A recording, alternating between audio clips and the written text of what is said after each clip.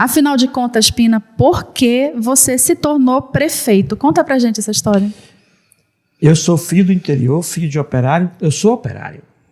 Eu sou carpinteiro naval, sei fazer barco. Essa é a minha profissão que criei meus filhos. Sou do Rio Santo Antônio, lugar que era o maior complexo de indústrias de cana-de-açúcar do município de Guarapé-Miri.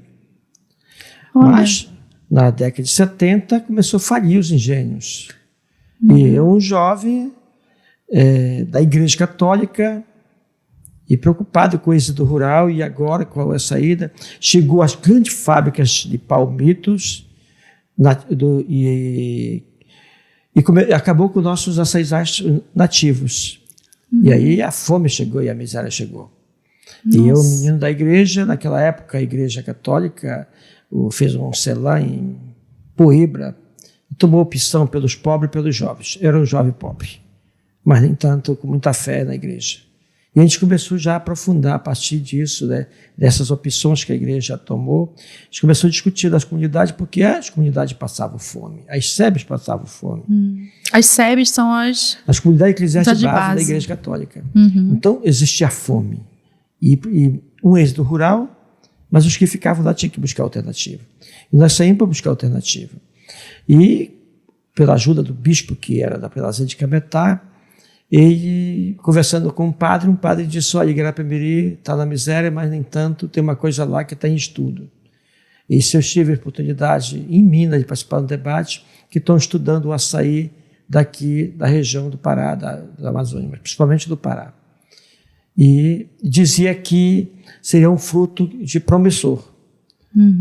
E nós, como éramos membros da igreja, a gente acreditava na palavra do bispo e do padre. E foi aí que Deus abençoou. Que por a gente ter acreditado, nós saímos na frente. Que realmente o padre tinha razão, a pesquisa tinha estudo que apontava que tinha futuro. Daí nós fomos o município pioneiro em trabalhar o manejo das açaizais. A tal ponto que naquela época nós tínhamos produção de açaí na safra. Na entre safra não tinha. E nós passávamos fome porque a gente toma açaí 3 vezes por dia. O açaí faz parte da nossa alimentação. Então, por isso, nós começamos a trabalhar e fazer o manejo. Aí o manejo, ele estende um pouco na entre safra. Os açaizais novos, ele dá um pouco na entre safra. Então, a gente continua tendo açaí para se alimentar na entre safra. E isso foi uma grande descoberta, uma grande sacada que nós tivemos. E com isso a gente começou a lutar e trabalhar para se organizar, conquistar o Sindicato de Trabalhadores Rurais, criar associações, cooperativas, e começamos a acreditar no açaí e deu certo. Eu lembro que no ano de 2001, Guarapé-Miri entrou numa cota de que podia haver alguma coisa errada, porque tinha um projeto do Ministério da Agricultura que tinha criado sobre o Prodex, que era um projeto para financiar o extrativismo. Eles achavam que ia ser a borracha lá para Manaus, aqui. De repente no Pará, e o município tira mais de 1000 projetos. Eles foram fazer uma visita para saber o que estava acontecendo. Aí foram descobrir que nós tínhamos açaí, e o açaí é extrativista. E nós estávamos renovando a alternativa, nós estávamos acreditando, e isso fez a gente dar um salto de qualidade na questão da produção do açaí e buscando, primeiro para se alimentar e depois buscando o mercado. Mas aí como foi? Tu falaste no começo que as indústrias de palmito meio quase que acabaram com o açaizal nativo. Com o açaizal nativo. Vocês recuperaram o açaizal que já tinha lá ou é uma outra espécie? Não. O nosso açaizal. Se você cuidar, ele se reconstrói. Entendi. Então, e também quando você tira palmito, você não tira palmito de tudo, você tira só das aves grandes, fica as menores. Então você limpando as menores, deixando elas mais livres, elas crescem mais rápido. Hoje a gente colhe o açaí, mas no período da entre-safra, a gente divide os açaizais. Cada ano a gente tira uma certa área para tirar o palmito, para o açaizal ser renovado.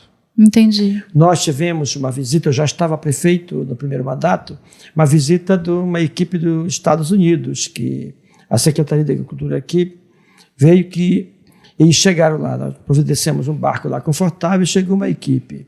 E segundo a intérprete lá, um senhor se apresentou e disse o seguinte: que ele era americano e estavam no Brasil porque os americanos estavam gostando de açaí. E eles queriam saber de onde era que saía açaí. E aí naquela época, ainda teve toda a história da questão do barbeiro, não sei o que mais, toda essa história aí. Me lembro. Pois é, enfrentamos um momento difícil. Então, eles, olha, as doenças tropicais, há mais de 30 anos, estão controladas nos Estados Unidos. No entanto, nós estamos aqui numa região tropical. Então, por isso, nós temos que saber de onde saiu isso aí. E tinha algumas condições que eles colocavam. A tal ponto que eles, quando mandaram o relatório para nós, eles diziam que nós estávamos no caminho certo, porque era extrativista, mas o açaí era renovável, o mercado era justo, porque todos os que acreditaram no açaí estavam com casas melhores, tinham seus conjugados, tinham o seu barquinho no porto. Então, a qualidade de vida melhorou no nosso povo. Para quem veio da miséria, passou fome. Então, nós conseguimos vencer essa experiência, que eu acho que deve ter sido a visita aí entre 2009 e 2010. Essa visita dos americanos, querendo saber de onde era que saía o açaí. E aí o principal município é Igarapé-Miri, que agora não, já está muito espalhado, né? Mas antes era nós que sempre, até hoje, como nós somos o maior produtor de açaí.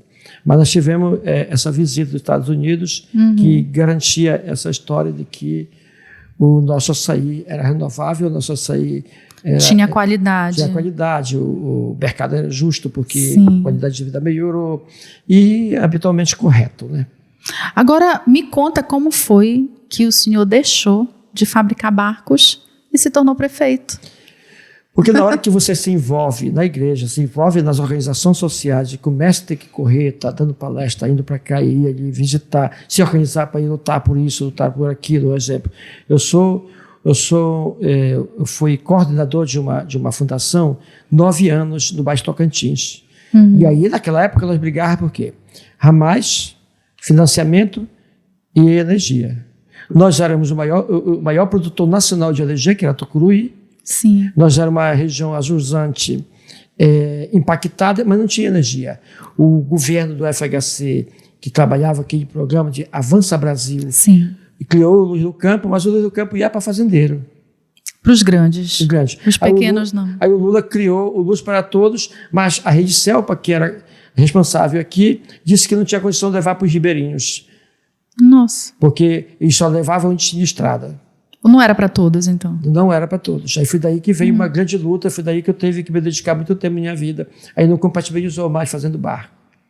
Não dava para conciliar as duas? Não dava para conciliar. Eu me lembro que um dia eu cheguei em casa, minha esposa disse assim, tu é um grande operário, que todo mundo te procura, mas tu tem que dizer se tu vai continuar ou não para me despachar, pessoal. Esse despacho que não tem mais como voltar.